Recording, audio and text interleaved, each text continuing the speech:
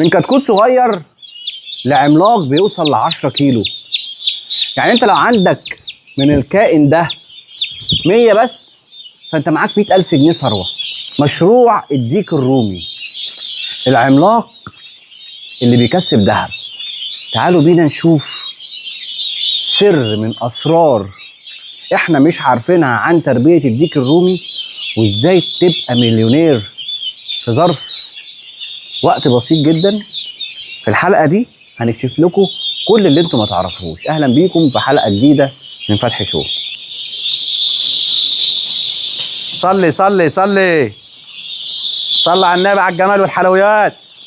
صلي على النبي. ده الرومي العملاق. ده الرومي العملاق اللي احنا كنا بنتكلم عليه. ان شاء الله. اللهم صل على النبي. طيب انا عايز اكسب واربي. وماله؟ اعمل ايه؟ ربي 100 كتكوت هيعملوا معايا، هيعملوا معاك 100,000 جنيه. 100,000 جنيه. بحيث ان ده كبر بقى ب 1000 جنيه. بقى ب 1000 جنيه. هبيعه لمين؟ ده بيعه سهل قوي ومطلوب بطريقه حلوه. ست البيت النهارده تقول لك مثلا انا هروح اجيب كيلو اللحمه ب 400 جنيه او ب 450 جنيه. لا، انا اشتري ديك رومي للعيال ويقعدوا ياكلوا فيه يومين. ديك رومي بيوصل ل 10 كيلو مثلا. هنقول 7 كيلو 8 كيلو و10 كيلو، هتشتري ب 1000 جنيه. يعني بحق 2 كيلو لحمه. بحق 2 كيلو لحمه. اشترينا 10 كيلو. 10 كيلو. طب يقعد قد ايه معايا انا اربيه ككتكوت كده عشان يبقى في الاخر 10 كيلو؟ الرومي ده يعني لو احنا في المزارع عندنا 5 شهور 5 شهور ونص بنطلعه متوسط 7 كيلو. طيب لو انا قعدته عندي 7 شهور يطلع 10 كيلو. انما احنا لو ست البيت هتربيه عندها في البيت، يعني التربيه المنزليه، مش هتاكل زي حالاتنا بقى علف. احنا بناكل علف ليل ونهار يعني. تمام. عشان عايز اطلع اسرع دوره. لا، هي هتاكله عيش من اللي بيفيض من البيت، هتاكله شويه الرز، شويه الطبيخ اللي بيفيضوا، شويه ذره. ايوه عرفني كده احنا هناكله ايه. ايوه برافو. هيقعد معاه ايه فتره شويه. يعني ايه؟ يعني انا بطلع مثلا على 5 شهور ونص، لا هي هتطلع على 6 شهور. تمام. هتطلع على 7 شهور. تمام. خلاص. فده معدل التحويل. يعني معدل التحويل احنا عندنا بنقول معدل التحويل بناكل 2 كيلو علف يديني كيلو لحم. يعني السوق على طول في الرومي ماسك نفسه. غير الفراخ البيضه. الفراخ البيضه ليها بورصه بسعره طول السنه. اللي هو بكام بقى؟ يعني اقل شيء 130 جنيه. تاجر ممكن يسلمه ب 135، ممكن يتباع لك 150 جنيه. 150 جنيه. عشان خاطر برضه النقل. أيوة. والتهدير الرومي برضه لو اتنقل من مزرعه للمحل، يعني الديك الرومي بصراحه ربنا ممكن يخس بتاع ربع كيلو. الكتكوت ده عامل نفسه ميت. بصوا امي بصوا صاحب ابن الذين.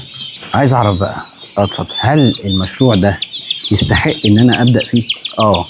بصراحه مصر احلى حاجه فيها صناعه ومجال الدواجن. يعني مصر جوها حلو عن اي بلد تانية في صناعه الدواجن. طيب انا هاجي اخد منك. اتفضل. اشتري منك 100 كتكوت. تمام ماشي. هيحتاجوا مني انا مساحه قد ايه؟ وانت هتديني الكتكوت بكام؟ انا بعمل شغل حلو قوي بالذات للزبون الصغير او المربي الصغير. ما بحاولش ان انا ارفع عليه السعر، انا بديله زيه زي التاجر. بحب الزبون وبحب الست البيت اللي هي بتديك فلوس طبعا. لا والله مش موضوع فلوس. الست البيت انا بحبها ان هي بتحب تعمل حاجه لزوجها ولعيالها، حاجه تربيه بيتي.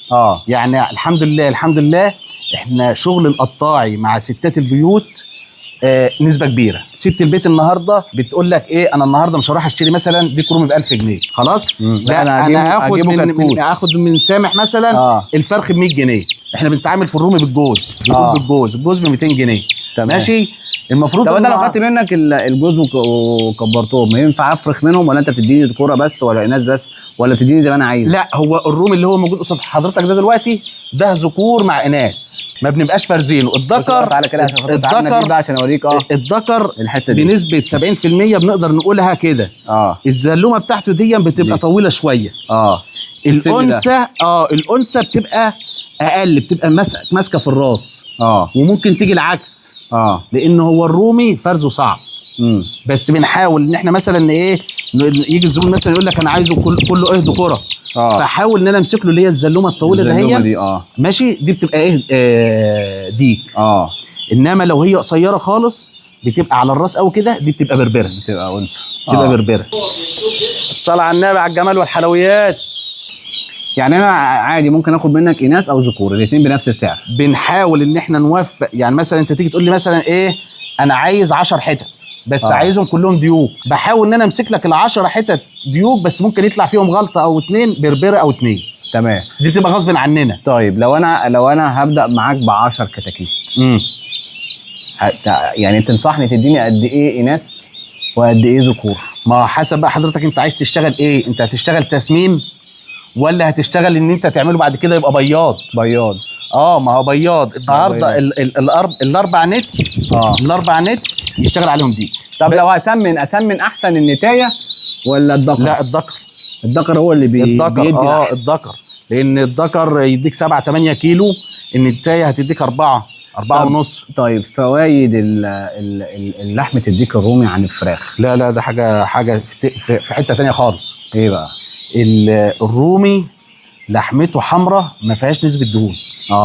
في حته تانية خالص بعيد عن الفراخ البيضاء والكلام ده. لا انت بتاكل رومي اكنك بتاكل نعام، اكنك بتاكل غزلان.